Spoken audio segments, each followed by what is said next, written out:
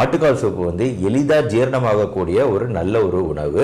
Plus நம்மளோட ஜீரண மண்டலத்தோட ஆரோக்கியத்தை பாதுகாக்கிறதுல ஆட்டுக்கால் சூப்புக்கு ஒரு நல்ல பங்கு உண்டு. நம்ம ஜீரண மண்டலத்தில் ஏற்படக்கூடிய வீக்கம், நம்ம உடலில் ஏற்படக்கூடிய வீக்கம், இந்த வீக்கத்தை இதெல்லாம் குறைக்கக்கூடிய ஒரு ஆன்டி இன்ஃப்ளமேட்டரி ஏஜென்ட்டா இந்த ஆட்டுக்கால் சூப்பு செயல்படுது. பொதுவாக எலும்புகள் வந்து நம்ம அதிகமாக யூஸ் பண்றதில்ல நம்ம சிக்கன் மட்டன் சாப்பிடும்போது.